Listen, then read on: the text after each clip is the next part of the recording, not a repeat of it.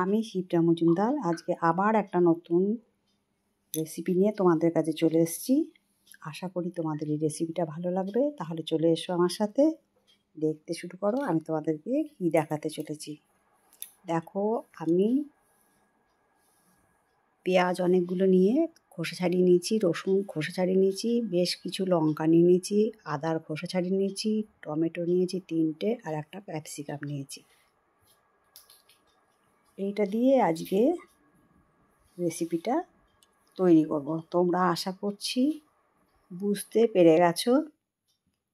দেখো, পেঁয়াজগুলো কেটে আমি একটা একটা করে প্যাটেলগুলো ছাড়িয়ে নিয়েছি, তারপরে টমেটোগুলো কেটে নিয়েছি আর লঙ্কাগুলো কুচি করে নিয়েছি। এদিকে ক্যাপসিকামও কেটে নিয়েছি, একটু বড় বড় সাইজ করে কেটে নিয়েছি। এখানে 2টো ক্যাপসিকাম আছে। আদা রসুনটা কুচি করে নিয়েছি মিক্সিং জারের মধ্যে, এটাকে পেস্ট করে নেব। দেখো, পেস্ট করা হয়ে গেছে।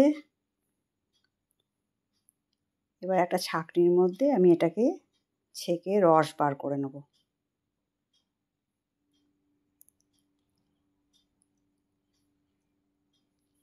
একটু টিপে রসটা বার করে নিলাম, আদা রসুনের রসটা। আমি যেভাবে চিলি চিকেন রান্না করি আজকে তোমাদেরকে সেইভাবে দেখাবো। দেখো, এখানে কিলোখানেক মাংস কেটে নেওয়া হয়েছে ছোটো সাইজ করে।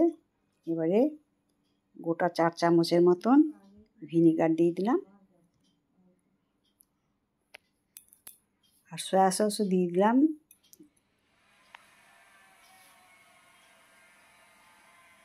প্রায় 2.5 চামচের মতন। এবারে আদা রসুনের যে রসটা করে রেখেছিলাম সেটাও দিয়ে দিলাম।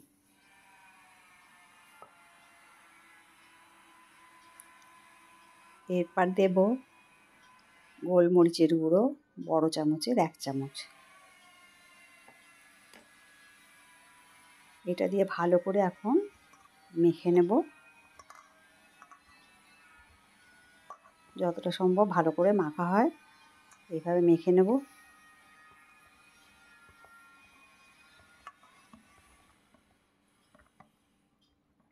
পুরোটা মাখা হয়ে গেছে দেখো। এবারে আমি প্রায় ঘন্টা 2-এর মতন এটাকে ম্যারিনেট করে রেখে দেবো। ঢাকনা দিয়ে ঢেকে রাখবো। এরপরে যাই হোক, এদিকে কড়াইতে সাদা তেল চাপিয়ে দিয়েছি পরিমাণ মতো।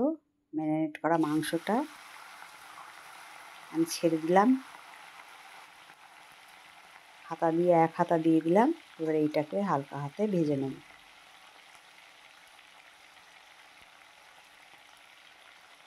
খুব বেশি শক্ত করে ভাজবো না। তোমরা ইচ্ছা করলে মাংসর মধ্যে ডিম ফেটিয়েও দিতে পারো একটা, বা কর্নফ্লাওয়ার দিয়েও মাখিয়ে নিতে পারো। আমি কিন্তু আজকে লক্ষ্য করেছো নিশ্চয়ই যে আমি এর মধ্যে এসব কিছু দিইনি, আমি প্লেনভাবে ম্যারিনেট করেছি। মাংসটা ভাজা হয়ে গেছে। আমি আজকে তোমাদেরকে ক্যাটারিংয়ে যেমন মাংস রান্না করা হয় ঠিক সেই রকম স্টাইলে আমি তোমাদেরকে রান্না করে দেখাচ্ছি।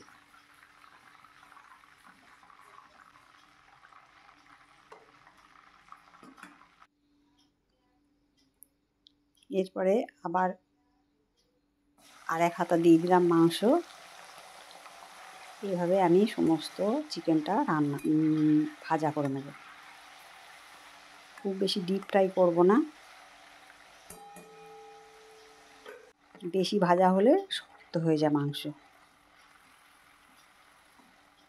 এই হালকা করে ভাজা করে নিলাম। এবারে মাংসটাকে এভাবে নামিয়ে নিলাম।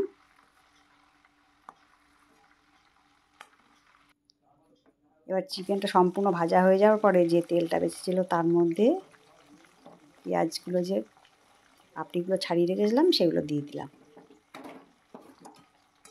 সমস্ত পেঁয়াজটা দেওয়া হয়ে গেছে। ওপর নিচ ভালো করে নাড়িয়ে চাড়িয়ে নিচ্ছি।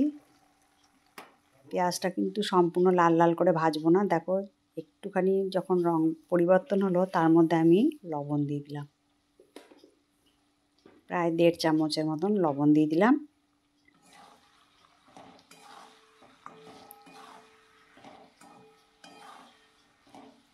খুন্তি দিয়ে ভালো করে নাড়াচাড়া করে নিতে হবে। আমি যখন মাংসটা ম্যারিনেট করছিলাম আমি স্কিপ করে গেছি, আমি তার মধ্যে কিছুটা লবণও দিয়েছিলাম। পেঁয়াজটা খানিকক্ষণ নাড়াচাড়া করে যখন কালারটা একটুখানি চেঞ্জ হলো তারপরে আমি ক্যাপসিকামগুলো দিয়ে দিলাম। ক্যাপসিকামগুলো ভালো করে নাড়াচাড়া করে নেব।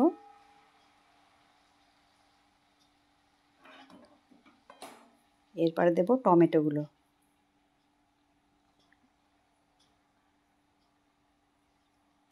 আর দিয়ে দেবো কাঁচা লঙ্কা কুচিটা। এখানে প্রায় 20-25টা কাঁচা লঙ্কা আছে কুচি করা।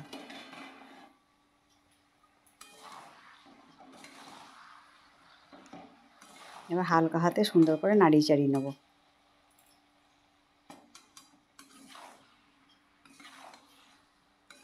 যেন একদম বেশি ফ্রাই করা না হয়, সেইভাবে আমাকে সবজিগুলো সমস্ত নাড়িয়ে চাড়িয়ে নিতে হবে।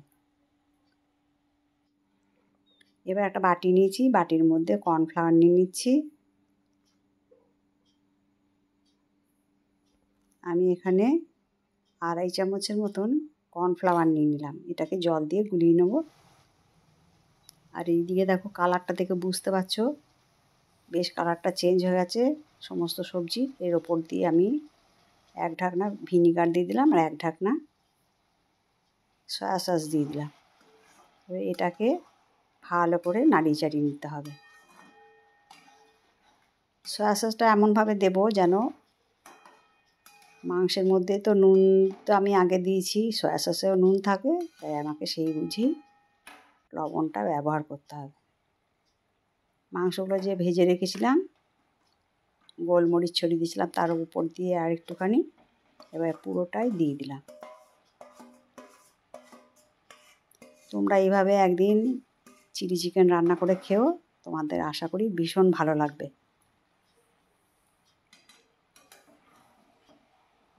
এবার সবজির সাথে ভালো করে চিলি চিকেনটা নাড়াচাড়া করে নিচ্ছি। সমস্ত সবজি দিয়ে চিলি চিকেনটা এইভাবে রান্না করে নেব।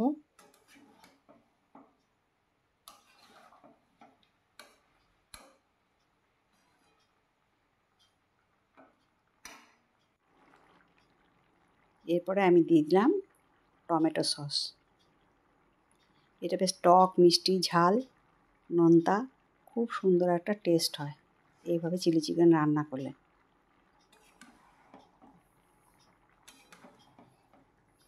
ঝালের পরিমাণটা একটু বেশি দিতে হবে।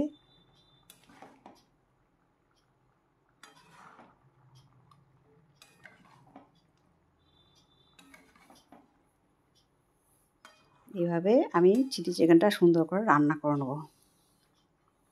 যদি আমার এই রেসিপিটা তোমাদের ভালো লাগে তাহলে লাইক শেয়ার কমেন্ট আর সাবস্ক্রাইব করে আমার চ্যানেলের পাশে থাকার জন্য তোমাদেরকে অনুরোধ করলাম।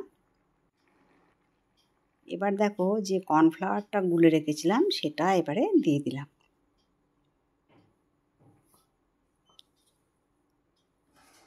এবার খুন্তি দিয়ে ভালো করে ওপর নিচ নাড়াচাড়া করব যেন তলা ধরে না যায়, এটাকেও লক্ষ্য রাখতে হবে, কেননা কর্নফ্লাওয়ার দেওয়ার পরে একটু গাঢ় ভাব হয়ে যায়, তাই সবসময় হালকা হাতে নাড়াচাড়া করে নিতে হবে। দেখো ফুটে উঠেছে, কালারটাও ভীষণ সুন্দর হয়েছে আর টেস্টটা তো পুরো একদম জমে গেছে, তোমরা দেখে বুঝতে পারছো।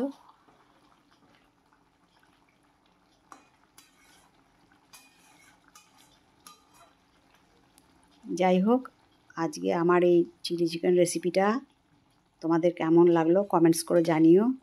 তোমাদের সুন্দর সুন্দর কমেন্টসের অপেক্ষায় আমি থাকি। আর যারা নতুন বন্ধু এসে তোমরা বেল নোটিফিকেশানটা অবশ্যই অন করে দিও। তাহলে আজকে আমি এই পর্যন্ত রাখি, পরবর্তী রেসিপি নিয়ে আবার অন্যদিন দেখা হবে তোমাদের সাথে। টাটা।